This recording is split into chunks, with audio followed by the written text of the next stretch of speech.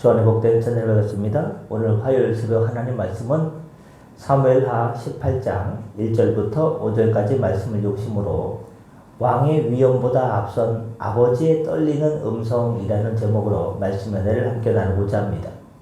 드디어 운명의 날이 밝았습니다. 마하나임이라는 곳에서 지역 유지들로부터 먹을 것을 용성이 대접받은, 그래서 기력을 회복한 다윗은 군대를 재정비합니다. 군사를 1000명씩 100명씩 단위로 나누고 요압과 아비새 그리고 가드 사람 이때에게 각각 3분의 1씩 맡깁니다. 다윗은 왕으로서 직접 전쟁터에 나가려 했지만 백성들이 뜯어말립니다. 만류합니다.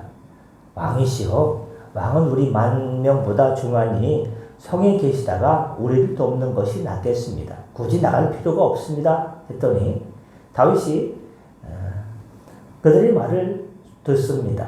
그런데 오늘 본문의 핵심은 군대를 다 내보낸 뒤 성문 곁에 서서 지휘관들에게 당부하는 다윗의 마지막 한마디였습니다.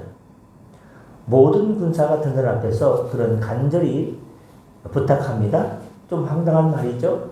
왕이 5절 말씀에 요압과 아비새와 이때에게 명령하려되 나를 위하여 젊은 압살롬을 너그러이 대우하라. 지금 압살롬은 누굽니까? 아버지 다윗의 목을 치러 오는 반역자입니다. 왕의 입장에서 보면 단칼에 처단해야 될 대적입니다. 하지만 다윗에게 압살롬은 여전히 내 아들, 그것도 젊은 압살롬입니다. 젊은 압살롬을 너그러이 대우하라. 전략적 승리보다 자식의 생명을 먼저 걱정하는 아주 힘없고 떨리는 아버지의 마음이 고스란히 담긴 것이 사무엘하 18장 1절부터 5절까지의 말씀입니다. 오늘 본문을 통해서 우리가 얻을 수 있는 교훈 첫 번째는 질서와 체계가 승리의 기본이라는 것입니다. 다윗은 위기 속에서도 군대를 조직화했습니다. 지도자를 세우고 역할을 분담했습니다. 은혜로 산다는 것이 무계획하게 산다는 뜻이 아닙니다. 하나님은 질서의 하나님이시기 때문입니다. 우리 삶의 우선순위를 정하고 내게 맡겨진 일을 규모 있게 감당할 때 하나님은 그 질서를 통해서 우리에게 승리를 주십니다. 기독교 고전 성 어거스틴의 신국론에 보면 어거스틴은 진정한 평화는 질서의 평온이다라고 정의했습니다. 모든 것이 제자리에 있을 때, 질서를 유지할 때 진정한 평화가 찾아온다는 것입니다. 다윗이 군대를 세 대로 나누어서 조직한 것은 단순한 전쟁 준비가 아니라 무너진 이스라엘의 영적이고 정치적인 질서를 다시 세우는 과정이라 하겠습니다. 본문을 통해서 얻을 수 있는 교훈 두 번째는 공동체의 조언에 귀를 기울이는 것이 겸손입니다. 다윗은 직접 전쟁에 나가서 공을 세우고 싶었을 것입니다. 하지만 백성들이 왕이시여, 왕은 나가지 마세요. 성에 계시는 것이 좋습니다. 라고 조언하자 곧바로 너희가 좋게 여기는 대로 내가 행하리라 하며 다윗은 자신의 고집을 꺾었습니다.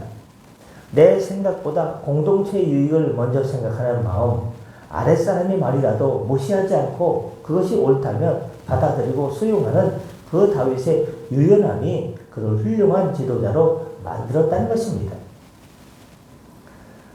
렘브란트의 사울 앞에 다윗이라는 그림이 있습니다.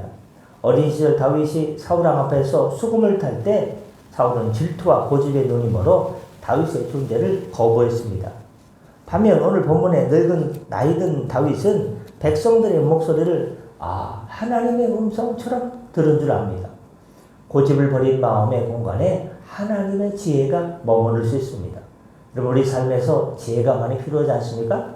내 고집을 비우면, 내 교만을 꺾으면, 겸손하면 그 비어있는 자리에 주님께서 찾아오셔서 주님의 지혜로 가득 채워주실 것입니다. 세 번째, 너그러움이 공의보다 앞서는 하나님의 마음이라는 겁니다. 다윗이 전쟁터에 나가는 3명의 장군에게 뭐라고 합니까?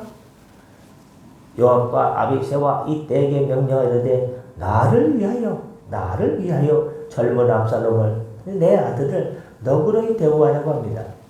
이것은 사실 군법으로 볼 때 말이 됩니까? 말이 안 되는 소리입니다.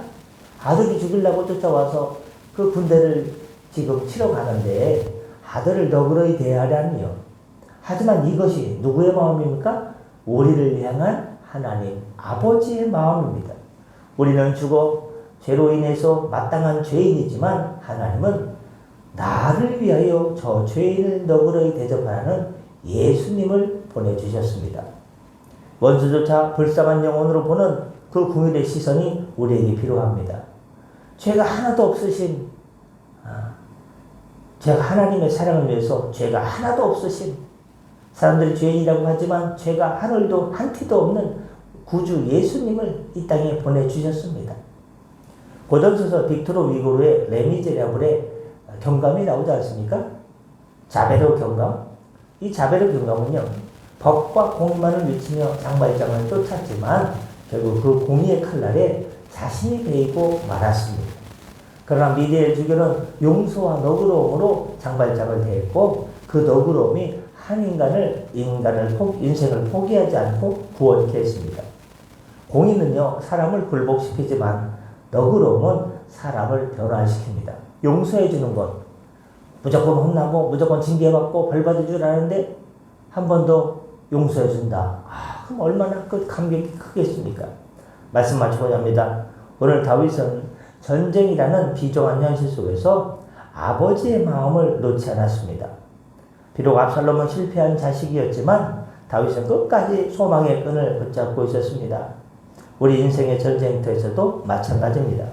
내 실력과 조직력도 중요하지만 무엇보다 나를 너그러이 대접하라고 말씀하시며 끝까지 기다려주시는 하나님의 사랑, 우리가 건 죄인이라 벌받아야 마땅하지만 하나님께서 죄가 하나도 없으신 하나님의 아들 예수님을 이 땅에 보내시면서 너그러이 대하라 라는 그 아들 예수님을 통해서 십자가의 사랑으로 저희들을 너그럽게 대하라. 그것이 결국 십자가의 사랑이 인류 구원이라는 길로, 믿음을 통한 구원이라는 길로 이어졌던 것을 기억합니다. 그 하나님의 사랑을 신뢰하며 오늘도 한 발자국 앞으로 더 걸어가시는 믿음의 인물들 다 되시기를 예수님의 이름으로 축복합니다. 기도하겠습니다. 하나님 아버지, 인생의 위기 앞에서도 다윗처럼 질서를 세우고 지체들의 조언에 귀 기울이는 겸손을 주시옵소서.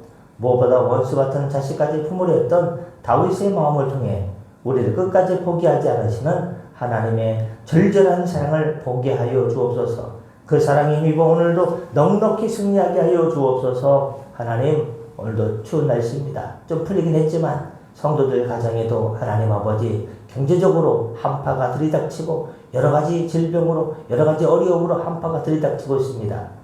주님의 따뜻한 너그러움과 사랑으로 온기를 느끼며 주님과 함께 오늘도 승리하게 하여 주옵소서. 감사하며 축복하며 예수님의 이름으로 기도드렸사옵나이다. 아멘. 다 같이 자로 기도하시고 편하게 들어가시겠습니다.